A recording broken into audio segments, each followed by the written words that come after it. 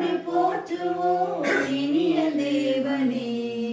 இந்த அன்பெனும் பாதையிலே வரும் அர்த்தங்கள் ஆயிரமே, இந்த சுந்தர சோலையிலே வந்த சொந்தங்கள் ஆயிரமே.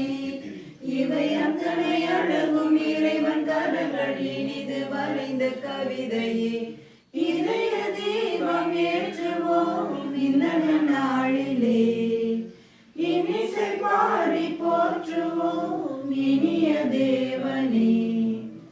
வந்தவையோ சென்றவையோ சொந்தமின்றி ஏதுமில்லை, கண்டவரோ கொண்டவரோ காலம் சொல்ல தேவையில்லை. கண்டதே காணுங்கள் கர்த்தரின் கருணையை, அத்தனையும் அவர் முன்னே எத்துணை மகிமையை புகழ் சந்தங்கள் பாடிய நெஞ்சங்கள் மகிழ வாழ்த்திடுனல் மனமே.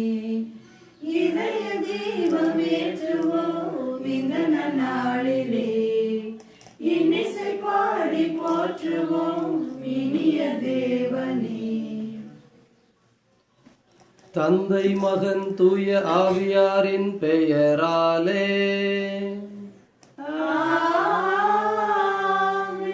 நம் ஆண்டவராகிய இயேசு கிறிஸ்துவின் அருளும் கடவுளின் அன்பும் தூய ஆவியாரின் நட்புறவும் உங்கள் அனைவரோடும் இருப்பதாக.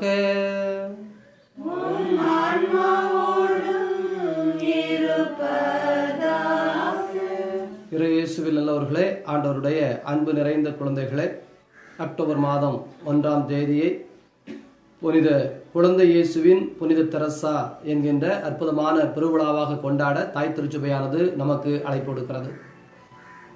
தெரசா தன்னை குழந்தை இயேசுவோடு இணைத்து கொண்டார், குழந்தையாகவே வாழ்ந்தார்.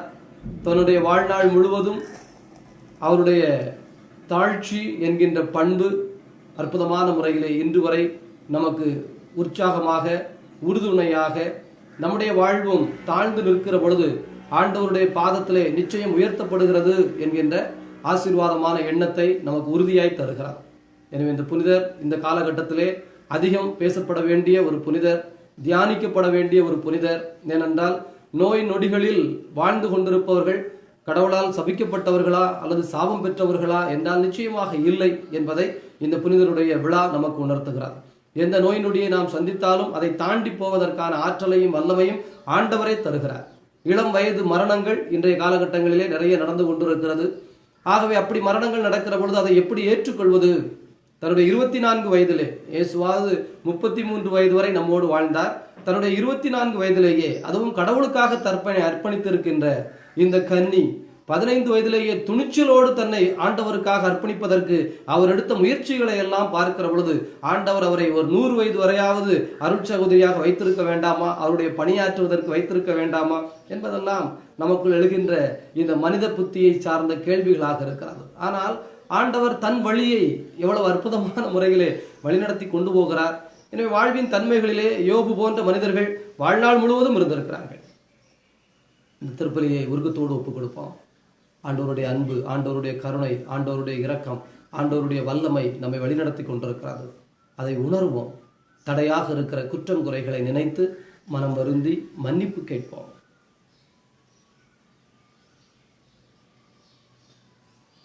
எல்லாம் வல்ல இறைவனிடமும் சகோதர சகோதரிகளிடமும் நான் பாவியை ஏற்றுக்கொள்கிறேன். ஏனெனில் சிந்தனையாலும் சொல்லாலும் செயலாலும் கடமையில் தவறியதாலும் பாவங்கள் பல செய்தேன். என் பாவமே, என் பாவமே, என் பெரும் பாவமே. ஆகையால் எப்பொழுதும் தனியாளையும் வானதூதர் புனிதர்களையும் சகோதர சகோதரிகளையும் நம் இறைவனாகிய ஆண்டவரிடம் எனக்காக வேண்டிக் கொள்ள மன்றாடுகிறேன். எல்லாம் வல்ல கடவுள் நம் மீது இரக்கம் வைத்து நம் பாவங்களில் இருந்து விடுவித்து நம்மை நிலை வாழ்வுக்கு அழைத்து செல்வாராக. ஆமென். ஆண்டவரே இரக்கமாயிரும். ஆண்டவரே இரக்கமாயிரும். கிறிஸ்துவே இரக்கமாயிரும். கிறிஸ்துவே இரக்கமாயிரும். ஆண்டவரே இரக்கமாயிரும்.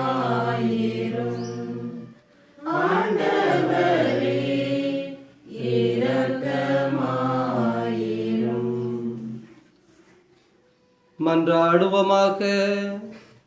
இதய அமைதியே இறைவா, உமது ஆட்சி எளியோருக்கும் சிறியவருக்கும் உரித்தாகும்படி செய்கின்றீரே. புனித தெரசாவின் சிறுவழியை நாங்களும் பின்பற்றச் செய்து அவரது பரிந்துரையால் உமது நிலையான ஆட்சியை எங்களுக்கு உறுதியுடன் வெளிப்படுத்துவீராக. உம்மோடு தூயாவியாரின் ஒன்றிப்பில் இறைவனாய் என்றென்றும் வாழ்ந்து ஆட்சி செய்கின்ற எங்கள் ஆண்டவரும் உம் திருமகனுமாகிய கிறிஸ்து வழியாக உமை மன்றாடுகின்றோம்.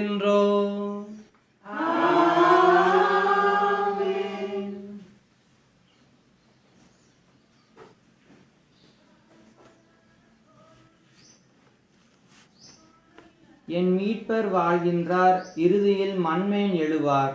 யோபு நூலிலிருந்து வாசகம். அதிகாரம் 19 இறை வார்த்தைகள் 21 முதல் 27 முடிய. யோபு கூறியது: என்மேல் இரங்குங்கள், என் நண்பர்களால் என்மேல் இரக்கம் கொள்ளுங்கள்.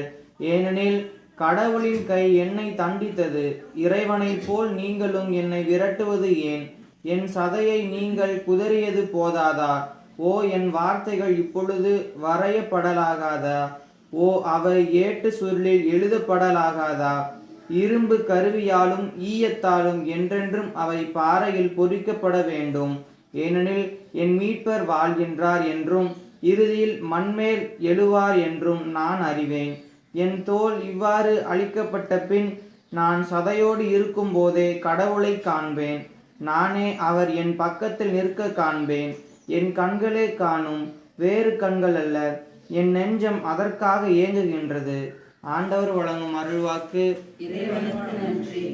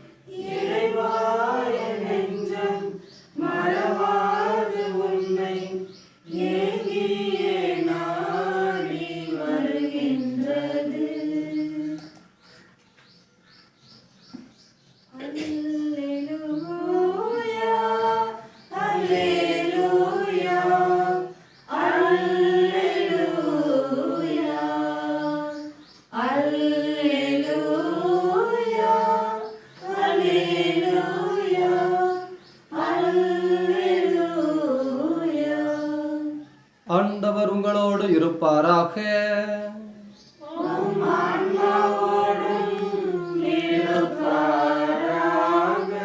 தூய லூக்கா எழுதிய தூய நற்செய்தியிலிருந்து வாசகம்.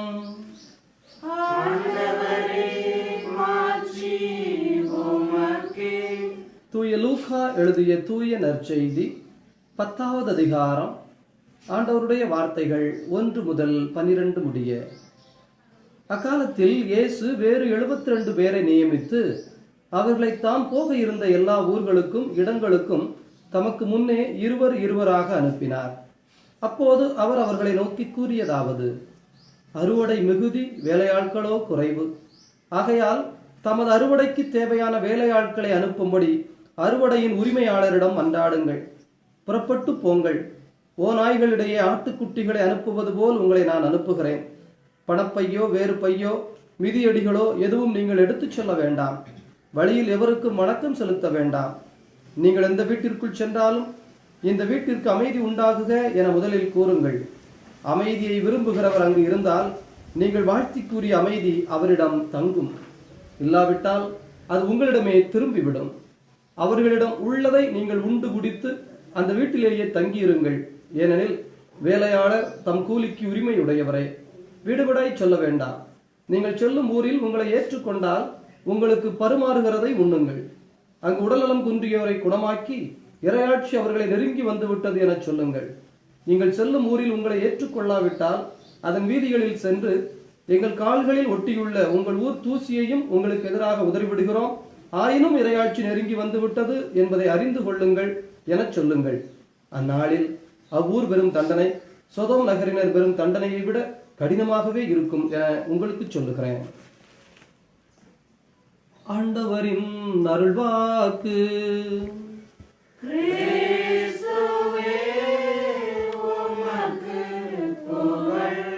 நற்செய்தி வாக்கினால் நம் பாவங்கள் அகல்வனவாக.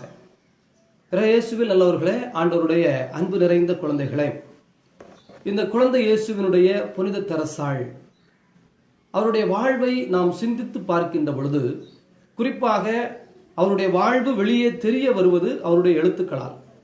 ஒரு ஆன்மாவின் வரலாறு என்கின்ற அவருடைய சுயசரிதையை அவருடைய மடத்தில் இருக்கின்ற அந்த மடத்தின் தலைவி கேட்டுக்கொண்ட காரணத்தினால் அவர் அதை எழுதி வைத்திருக்கிறார். அதனுடைய அடிப்படையிலே அது நமக்கு வெளியே தருகிறது. ஏதோ தலைப்பு கொடுத்திருக்கலாம், ஆனால் அந்த தலைப்பே ரொம்ப அற்புதமாக இருக்கிறது. ஆன்மாவின் வரலாறு. தன்னை யாராக பார்க்கிறோம், ஒரு நபர் தன்னை யாராக பார்க்கிறார் என்பது ரொம்ப முக்கியமான ஒன்று. பெரும்பாலும் மனிதர்கள் தங்களை யாராக பார்க்கிறார்கள்? தங்களுடைய குடும்ப பரம்பரையை வைத்து சொல்பவர்கள் உண்டு. இந்த ஊரிலே எங்களுக்கு என்று ஒரு மதிப்பு உண்டு, இன்னார் குடும்பம் என்று சொன்னால் எவ்வளவு பேரும் புகழும் எவ்வளவு பெருமையும் உண்டு, அதிலே இவர் ஒரு கலங்கத்தை ஏற்படுத்துகிறாரே என்று தன்னோடு இருப்பவர்களை யாராவது குறை சொல்லுகிற பொழுது, அல்லது தன்னுடைய படிப்பு, தன்னுடைய பதவி, தன்னுடைய வேலை, கல்யாண வீட்டுக்கு போகிறார்கள், குழந்தைகள் எல்லோரும் கிளம்புகிறார்கள், என்ன சொல்லுவாங்க ஃபாதர், ஒரு டீச்சர் மகா இப்படி இருக்கான்னு சொல்லி சொல்லி கேவலமா பேசுவாங்களா இல்லையா? ஆகவே என்னுடைய மகள் இப்படி உடுத்தி கொண்டு வர வேண்டும், அதற்கு காரணம் என்னுடைய அந்த வேலை, அல்லது ஏதாவது ஒரு வேலையில் இருப்பவர்கள் யாரோ வேண்டுமானாலும் சரி, அல்லது அவர்களுடைய பணம். பெரும்பாலும் அதை சொல்பவர்கள் இருக்கிறார்கள். பிச்சைக்காரன் வீட்டில இருந்து அந்த மாதிரி சொல்ல மாட்டாங்களா ஃபாதர், நம்ம வீட்டில் எவ்வளவு பணம் போகணும் இருக்குது, அப்போ போகும்போது அதுக்கு தக்கன போகணுமா இல்லையா? பிரியமானவர்களே, தன்னை மனிதர்கள் எதோடு அடையாளப்படுத்துகிறார்கள்? தன்னுடைய அழகோடு அடையாளப்படுத்துகிறவர்கள் நிறைய பேர் இருக்கிறார்கள். ரொம்ப ஆச்சரியமாக இருக்கிறது. இந்த காலகட்டத்திலே இந்த அழகுணர்ச்சி, அதுவும் உடல் சார்ந்த அழகுணர்ச்சி குறித்த ஒரு வகையான பார்வை பசங்க பிள்ளைங்களுக்கு மத்தியிலே, கல்லூரியிலே, அதுவும் இளம் வயதினருக்கு இடையிலே நிறைய கூடிக்கொண்டே போகிறது. பைக் ஒன்று சொன்னாங்க, பேர் மறந்துட்டோம்.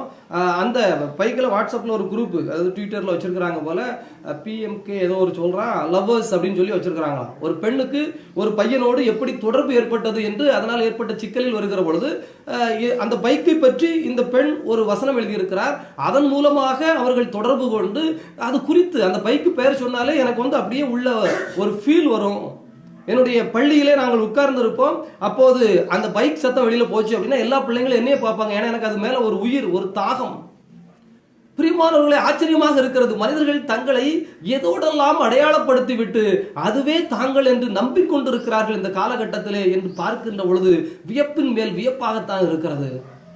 அப்படிப்பட்ட ஒரு காலகட்டத்திலே இதோ இந்த குழந்தை இயேசுவினுடைய புனித தெரசா தன்னுடைய வாழ்வின் பயணத்தை தீர்மானித்து வைக்கின்ற பொழுது ஒரு ஆன்மாவின் வரலாறு.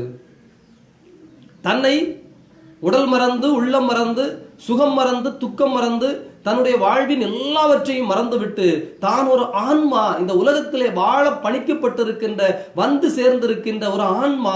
ஆகவே அந்த ஆன்மாவோடு தான் தன்னை அடையாளப்படுத்திக் கொள்ள வேண்டும் என்கின்ற ஆழமான ஒரு வாழ்வியல் தத்துவத்தை இன்றைக்கு நமக்கு சொல்லித் தருகிறாரே, அவரை நாம் மறந்துவிட முடியுமா? அவருடைய அந்த வாழ்வின் வரலாற்று புத்தகம் முழுவதும் அவர் சொல்லித் தருகின்ற வழி எளிய வழி, லிட்டில் வே. ஏன் இந்த எளிய வழி? ஏனென்றால் விவிலியம் முழுவதும் ஆண்டவர் அதை நமக்கு சொல்லித் தருகின்றார். விவிலியத்தின் வசனத்தை கொண்டுதான் இந்த குழந்தை இயேசுவினுடைய புனித தெரசா தன்னுடைய வாழ்வின் பயணத்தை அமைத்துக் கொள்கிறார்.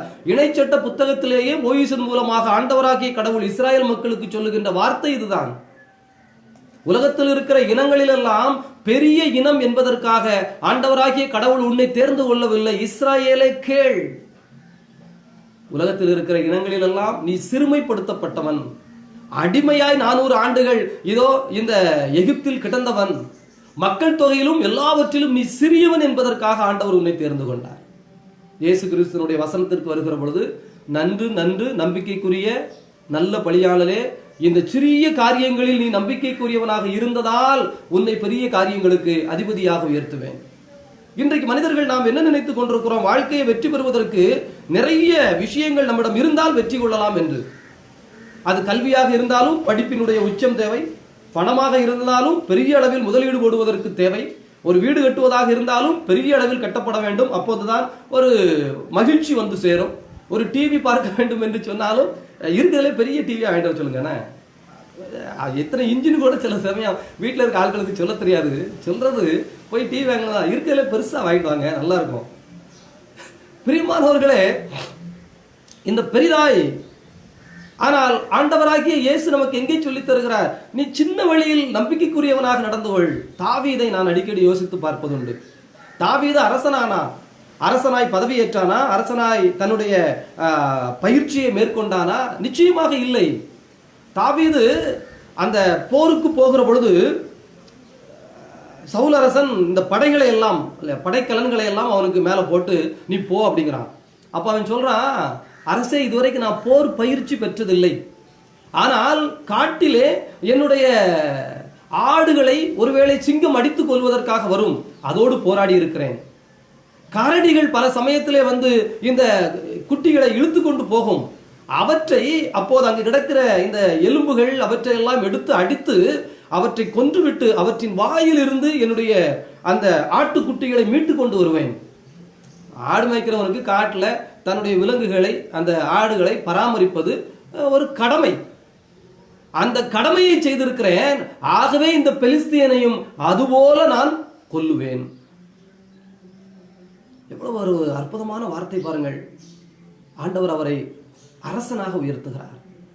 ஒரு சிங்கத்தின் வாயில் மாட்டிக்கொண்ட, ஒரு கரடியின் கையில் மாட்டிக்கொண்ட தன்னுடைய ஆட்டை மீட்பதற்கு போராடிய அதே போராட்டம் தான். அப்போ நமக்கு இந்த பங்குகளில் விபிஎஸ் வகுப்பு, மரக்கல்வி வகுப்பு எடுக்க வர ஆட்கள்கிட்ட அதை தான் நான் அடிக்கடி சொல்றது உண்டு. இங்க பாரு, நீ ஏதோ பெரிய சமூக சேவை செய்கிறேன் என்று செய்ய வேண்டாம். அல்லது வீட்டை தூக்குறவங்க, துடைக்கிறவங்க, வீட்டை நீட்டாக வச்சுக்கிறாங்க, தன்னுடைய வீட்டை நல்லா பராமரிக்கிறவங்க, அல்லது தனக்கு கொடுக்கப்பட்ட அறையை சுத்தமாக வைத்திருப்பவர்கள், அவர்களுக்கும் அதை தான் சொல்லுவோம். நீ இங்க பழகுவது நீ எங்கு சென்றாலும் உனக்கு உதவி செய்யும். நாளைக்கு ஒரு அலுவலகமே நமக்கு கொடுக்கப்படுகிறது, அந்த அலுவலகத்தை நாம் எப்படி வைத்திருப்போம்? தொட்டில் பழக்கம் தானே, சுடுகாடு மட்டும். அப்ப இவங்க என்ன நினைப்பாங்க? எனக்கு அப்படி ஒரு இடம் வரட்டும், அப்படி ஒரு வாழ்க்கை வரட்டும், அப்படி ஒரு சூழல் வரட்டும், நான் என்னை அப்போது தகுதிப்படுத்திக் கொள்ளுகிறேன். வாழ்க்கையினுடைய தன்மை அப்படி இல்லை. இந்த சிறுவழி நமக்கு குழந்தை இயேசுவினுடைய புனித தெரசாளுடைய வாழ்க்கை ரொம்ப அற்புதமாக சொல்லித் தருகிறது. நாம் செய்ய வேண்டியதை நாம் செய்து கொண்டே இருந்தால் நமக்கு கடவுள் கொடுக்க வேண்டிய பேரையும் புகழையும் கொடுத்து கொண்டே இருப்பார். எனக்கு அதற்குரிய பிளாட்பாரம், அதற்குரிய தளம் வரட்டும், அந்த தளம் வந்த பிறகு நான் அதை செய்து கொள்ளுகிறேன் என்று சொல்லுகிறவர்கள் வாழ்வின் கடைசி வரை செய்வதற்கு வழியே இல்லை. 24 வயதிலேயே இந்த புனிதை இறந்து போய்விடுகிறாரே. அவர் அனுபவிக்காத நோய் இல்லை, அவர் அனுபவிக்காத துயரம் இல்லை. அந்த ஆஸ்மா, எலும்புருக்கி நோய், இவைகளெல்லாம் இணைந்து 24 வயதிலே. எனவே உடலில் ஏற்பட்ட துன்பங்கள் என்ன, அவர் அனுபவித்த துயரங்கள் என்ன, எல்லாவற்றிலும் அவர் சொல்லுகிற வசனம், கடவுளின் அன்பிலிருந்து என்னை எதுவும் பிரித்து விடக்கூடாது. நான் செய்கின்ற எல்லாவற்றையும் கடவுளின் அன்பிற்காக செய்கிறேன், வேறு எதற்காகவும் அல்ல. அவர் தன்னுடைய அந்த ஆன்மாவின் வரலாற்றில் எழுதி வைத்திருக்கிற முக்கியமான வரியாகி சொல்லப்படுவது, வாசிக்கப்படுவது, தியானிக்கப்படுவது, ஒரு தூசியை எடுத்து போட்டால் கூட கிறிஸ்துவின் அன்பினால் அதை செய்தால் ஒரு ஆன்மா மீட்கப்படும். உண்மைதான் பிரியமானவர்கள். இன்றைக்கு நிறைய மனிதர்கள் இருக்கிறார்கள், நிறைய காரியங்கள் நடந்து கொண்டிருக்கிறது. ஆனால் எந்த காரியத்திலும் பெரிய குவாலிட்டி, அதை பார்த்த உடனே ஈர்க்கப்படுகிற தன்மை, அதை பார்த்த உடனே பிறருடைய மனம் உள்ளே ஒரு சுயநிலை அடைகின்ற தன்மை, ஒரு ஆன்மா அதை போய் உடனே பற்றி கொள்ளுகிற தன்மை நிறைய குறைவு. எல்லா விதமான செயல்பாடுகளும் இருக்கின்றன. அதில் ஒரு ஆடம்பரம் இருக்கிறது, ஒரு ஆர்ப்பாட்டம் இருக்கிறது, செயல்பாடுகளே ஒரு வகையான ஒரு துள்ளல் துடிப்பு இருக்கிறதே தவிர உயிர் தன்மை, அமைதி தன்மை. இன்னைக்கு அன்னதானங்கள் நிறைய எளிய வழியை பற்றி சிந்திக்கிற பொழுது அந்த இறுதி தீர்வையை பற்றி நாம் சிந்திக்காமல் இருக்க முடியாது. பரீட்சைக்கு கட்டாயம் வரும் என்று சொல்வார்கள். அதுபோல இயேசு கிறிஸ்து அந்த இறுதி தீர்வையிலே கேட்கப்படுகிற கேள்வியை முன்னமே நமக்கு சொல்லிவிடுகிறார். வேற அங்க எதுவுமே கேட்கப்படாது. சாப்பாடு கொடுத்தியா, தண்ணி கொடுத்தியா, உடை கொடுத்தியா, என்னை பார்த்தியா, இவ்வளவுதான். இதெல்லாம் பெரிய கஷ்டமான காரியங்கள் கிடையாது. இதை செய்வதற்கு நாம் மலையை வெட்டி கொண்டு வர வேண்டும் அல்லது கடலை திருப்பி கொண்டு வர வேண்டும் என்கின்ற அளவிற்கு பெரிய கஷ்டமான காரியங்கள் கிடையாது. பசியில் இருந்த பொழுது நீ எனக்கு உணவு கொடுத்தாயா, தாகத்தில் இருந்த பொழுது தண்ணீர் கொடுத்தாயா, நோயில் இருந்த பொழுது நான் படுக்கையில் கிடந்த பொழுது என்னை பார்த்தாயா, சிறையில் இருந்த பொழுது என்னை சந்தித்து ஆறுதல் சொன்னாயா, அவ்வளவுதான்.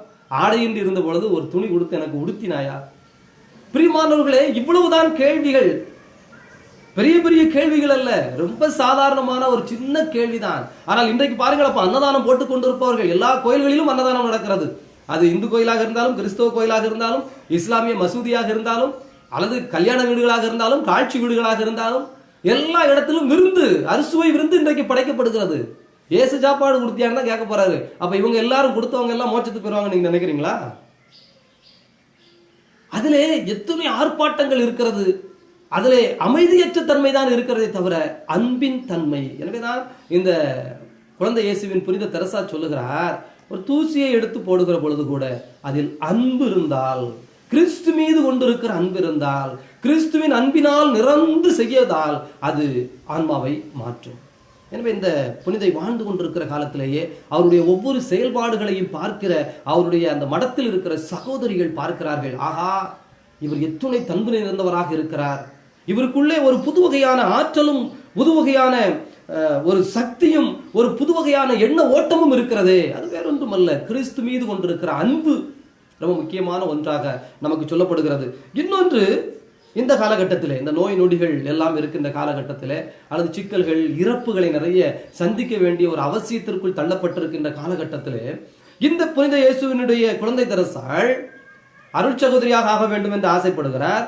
அந்த கார்மேல் மடத்தில் சென்று கேட்கின்றார். ஏற்கனவே 2 பேர் அங்கே அருள் சகோதரிகளாக அவருடைய உடன் பிறந்த சகோதரிகள் இருக்கின்ற காரணத்தினால் இவரை ஏற்றுக்கொள்ள மாட்டேன் என்கிறார்கள். வயது வேறு 15 வயது தான். இப்போது உன்னை ஏற்றுக்கொள்ள முடியாது. 1000 போய் அனுமதி கேட்கிறார். ஒரு வழியை முட்டி பார்க்கிறோம், கிடைக்கவில்லை. உடனே விட்டு விடுகிற தன்மை. அந்த நகரின் 1000 சென்று என்னை எப்படியாவது சேர்த்துக் கொள்ள சொல்லுங்கள் என்று அவர் அங்கே அழுது புரண்டு அங்கே சேர்த்துக் கொள்ளுகிறார்கள். அதே போல அடுத்து அவர் வார்த்தைப்பாடு கொடுக்க வேண்டும். தன் மீது இருக்கிற அந்த பக்தியினுடைய தாகத்தினால் ஆண்டவருக்கென்று தன்னுடைய இறுதி வார்த்தைப்பாட்டை மிக விரைவாக கொடுக்க வேண்டும் என்று ஆசைப்படுகிறார். அதற்கும் அவர்கள் ஒத்துக்கொள்வதில்லை. ஏனென்றால் அதற்குரிய பயிற்சி முறைகள் எல்லாம் முடிந்து வயது வர வேண்டும் என்று சொல்லுகிறார்கள்.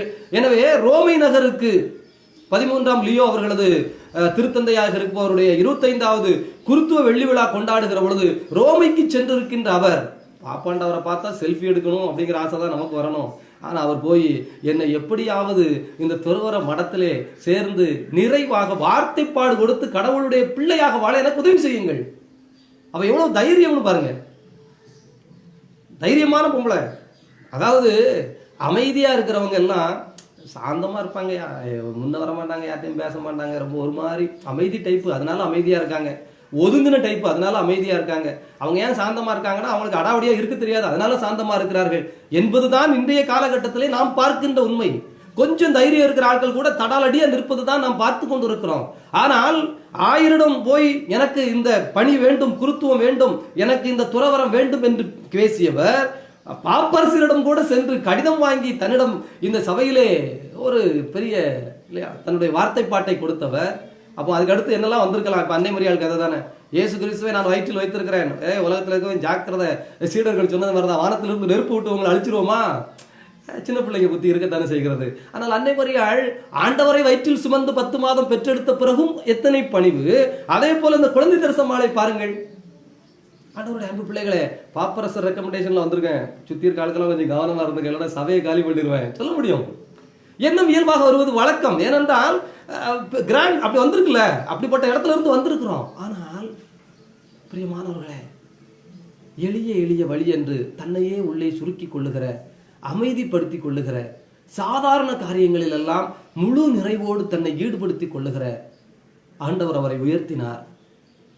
இயேசு கிறிஸ்து தன்னை வலிந்து பற்றி கொண்டிருக்க வேண்டிய ஒன்றாக கருதாமல் கடவுள் நிலையை விட்டுவிட்டு மனிதனாகி அடிமையின் கோலம் பூண்டு சிலுவை சாவை ஏற்ற காரணத்தினால் எப்பெயருக்கும் மேலான பெயரை ஆண்டவராகிய கடவுள் அவருக்கு கொடுத்து விண்ணவர் மன்னவர் அனைவருக்கும் மேலாக உயர்த்தினாரே. அதே போல இந்த அம்மா ஏறக்குறைய 9 ஆண்டுகள் ஜெபம், தவம், எளிய எளிய காரியங்களில் இனிமையாக தன்னையே தனிமைப்படுத்தி, தன்னையே எளிமைப்படுத்தி, சிறுமைப்படுத்தி, ஆகவே மறைபரப்பு நாடுகளின் பாதுகாவலி என்று இன்றைக்கு திருச்சபை கொண்டாடுகிறதே தகுதி நீதியுமானது தானே.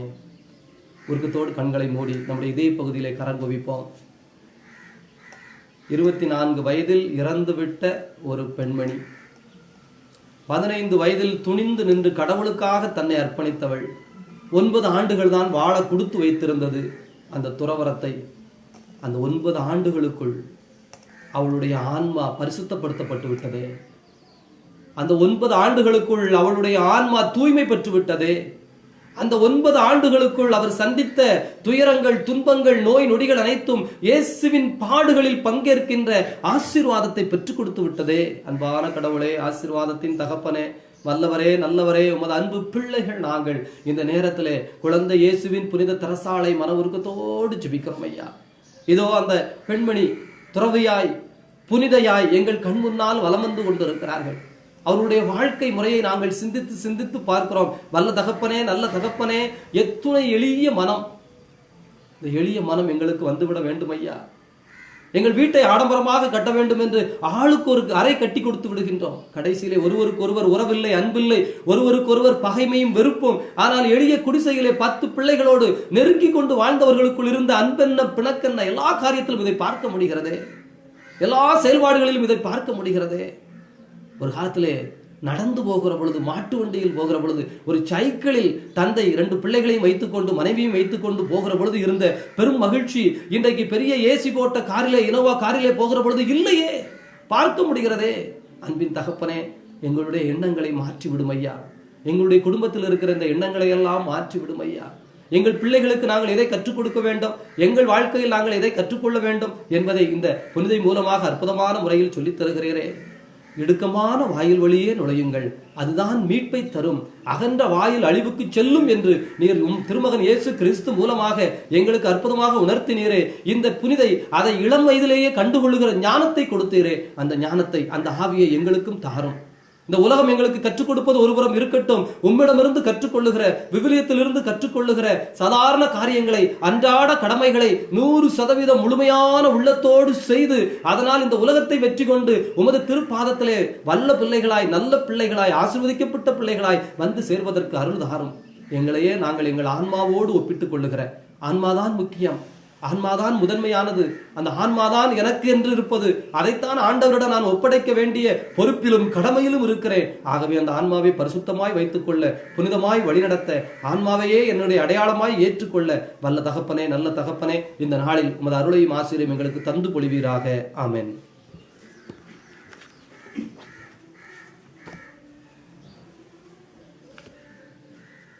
அப்படித்தேன் என்னையே இயேசுவே, உம் அன்பு பலி பீடத்திலே தியாகமாகுவேன். அப்படித்தேன் என்னையே இயேசுவே, உம் அன்பு பலி பீடத்திலே தியாகமாகுவேன். உன் பாதையிலே பயணமாகுவேன். உண்மையாக சாட்சியாய்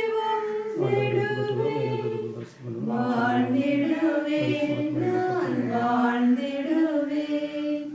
அர்ப்பணித்தேன் என்னையே இயேசுவே, உன் அன்பு பலி பீடத்திலே தியாகமாகுவேன். சகோதர சகோதரிகளே, உங்களுடையதும் என்னுடையதுமாக ஒப்புக் கொடுக்கப்படுகின்ற இப்பலி எல்லாம் வல்ல தந்தையாக இறைவனுக்கு ஏற்புடையதாகும்படி ஜெபியுங்கள்.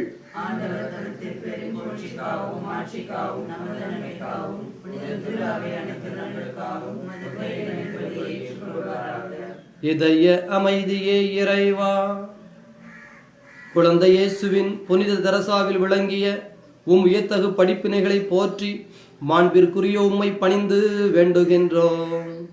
அவருடைய பேறு பயன்கள் உமக்கு உகந்ததாய் இருந்தது போல கடமை உணர்வுடைய எங்கள் ஊழியமும் உமக்கு ஏற்புடையதாய் இருப்பதாக எங்கள் ஆண்டவராகிய கிறிஸ்து வழியாக உமை மன்றாடுகின்றோம்.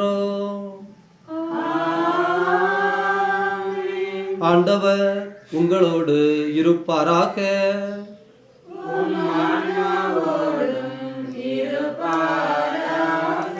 இதயங்களை மேலே எழுப்புங்கள்.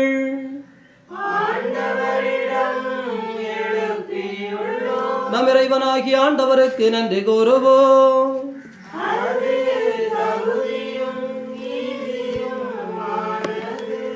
ஆண்டவரே, தூயவரான தந்தையே, என்றும் வாழும் எல்லாம் வல்ல இறைவா, எந்நாளும் எவ்விடத்திலும் நாங்கள் உமக்கு நன்றி செலுத்துவது எங்கள் கடமையும் மீட்புக்குரிய செயலுமாகும். ஏனெனில் புனிதர்களின் திருக்கூட்டத்தில் நீர் ஒருவரே புகழப்படுகிறீர்.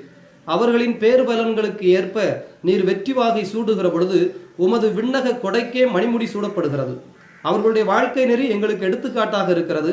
அவர்களோடு உள்ள உறவு ஒன்றிப்பு எங்களுக்கு என்றென்றும் உமது அருளையும் ஆசிரியரையும் பெற்றுத்தர பேருதவியாக இருக்கிறது. இத்தகைய திரளான சாட்சிகளால் நாங்கள் உறுதி பெற்று வாழ்க்கை போராட்டத்திலே தோல்வியுறாது நிலைத்து நின்று அழியாத வாழ்ச்சியின் முடியை என்றென்றும் அப்புனிதர்களோடு பெற்றுக்கொள்ள எங்கள் ஆண்டவர் இயேசு கிறிஸ்து வழியாக நீர் அருள் செய்கிறீர்.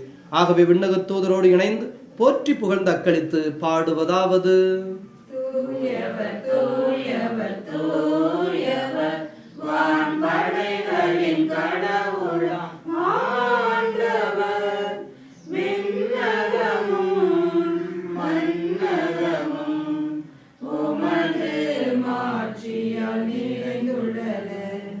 உன்னதங்களிலே ஓசன்னா, உன்னதங்களிலே ஓசன்னா. ஆண்டவர் பெயரால் வருகிறவர் ஆசி பெற்றவர். உன்னதங்களிலே ஓசன்னா, உன்னதங்களிலே ஓசன்னா. இதய அமைதியே இறைவா, நீர் மெய்யாகவே தூயவர், தூய்மை அனைத்திற்கும் ஊற்று. ஆகவே உம்முடைய தூய ஆவியை பொழிந்து இக்காணிக்கைகளை தூய்மைப்படுத்த வேண்டும் நம்மை மன்றாடுகிறோம். இவ்வாறு எங்கள் ஆண்டவர் இயேசு கிறிஸ்துவின் உடலும் இரத்தமுமாக எங்களுக்கு இவை மாறுவனவாக. அவர் பாடுபட உளம் கனிந்து தம்மை கையளித்த போது அப்பத்தை எடுத்து நன்றி செலுத்தி அதை பிட்டு தம் சீடர்களுக்கு அளித்து கூறியதாவது: அனைவரும் இதிலிருந்து பெற்று உண்ணுங்கள், ஏனெனில் இது உங்களுக்காக கையளிக்கப்படும் என் உடல்.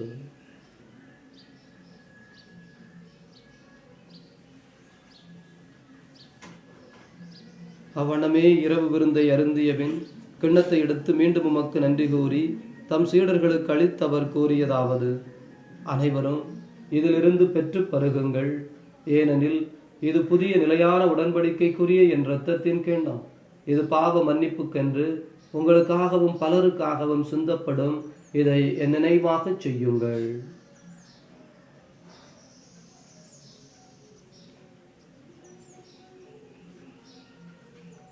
நம்பிக்கையின் மறை பொருள்: ஆண்டவரே, நீர் வருமளவும் உமது இறப்பினை அறிக்கையிடுகின்றோம், உமது உயிர்ப்பினையும் எடுத்துரைக்கின்றோம்.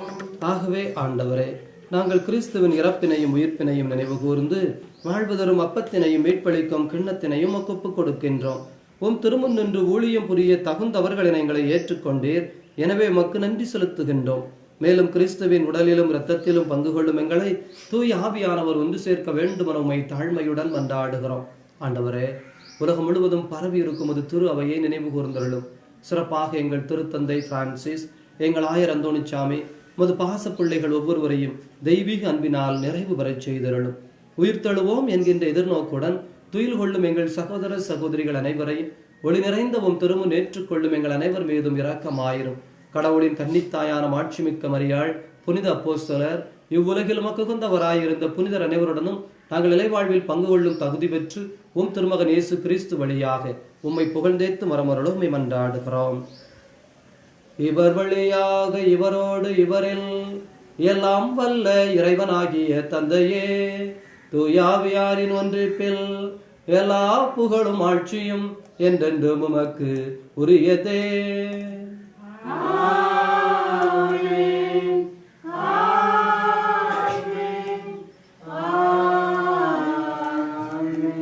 நம் ஆண்டவர் இயேசு கிறிஸ்து ஜெபிக்க கற்றுக் கொடுத்தார். இணைந்து ஜெபிப்போம். விண்ணுலகில் இருக்கிற எங்கள் தந்தையே, உமது பெயர் தூயதென போற்றப் பெறுக. உமது ஆட்சி வருக. உமது திருவுளம் விண்ணுலகில் நிறைவேறுவது போல மண்ணுலகிலும் நிறைவேறுக. எங்கள் அன்றாட உணவை இன்று எங்களுக்கு தாரும். எங்களுக்கு எதிராக குற்றம் செய்வோரை நாங்கள் மன்னிப்பது போல எங்கள் குற்றங்களை மன்னியும். எங்களை சோதனைக்கு உட்படுத்தாதேயும், தீமையிலிருந்து எங்களை விடுவித்தரும். ஆண்டவரே, தீமை அனைத்திலும் இருந்தும் எங்களை விடுவித்து எங்கள் வாழ்நாளில் அமைதியை கனிவுடன் அருள உம்மை மன்றாடுகின்றோம்.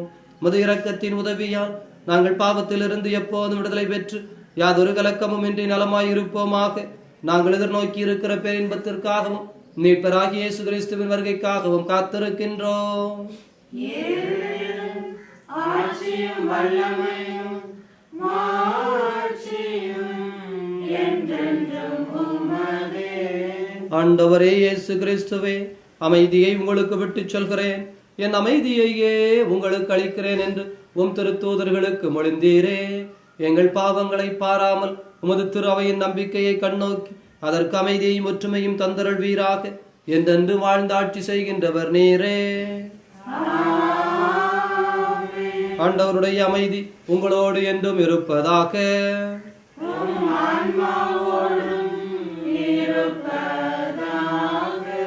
ஒருவருக்கொருவர் ஆண்டவர் தருகிற அமைதியை அறிவித்துக் கொள்வோம். உலகின் பாவங்களை போக்கும் இறைவனின் செம்மறியே, எங்கள் மேல் இரக்கமாயிரும். உலகின் பாவங்களை போக்கும் இறைவனின் செம்மறியே, எங்கள் மேல் இரக்கமாயிரும்.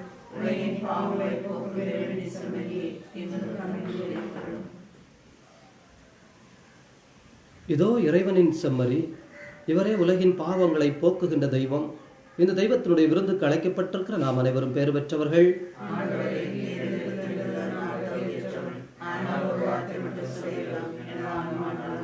கிறிஸ்துவின் திருவுடல் திருத்தலம் அனைவரின் காத்து நிலை வாழ்வுக்கு அழைத்துச் செல்வதாக. ஆமென்.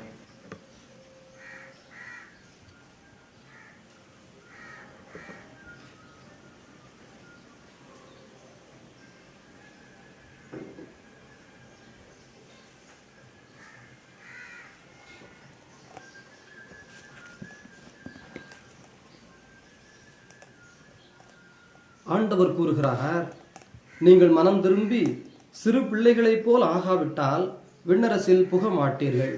மத்தேயு 18:3. மன்றாடுவோமாக.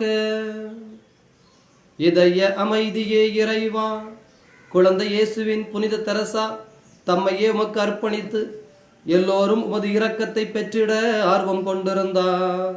உமது வார்த்தையாலும் அன்பாலும் நிரப்பப்பட்ட நாங்கள் அதே அன்பின் ஆற்றல் பெற்று எங்களுக்குள்ளும் பற்றி எறிவதாக எங்கள் ஆண்டவராகிய கிறிஸ்து வழியாக உமை மன்றாடுகின்றோம். ஆண்டவர் உங்களோடு இருப்பாராக.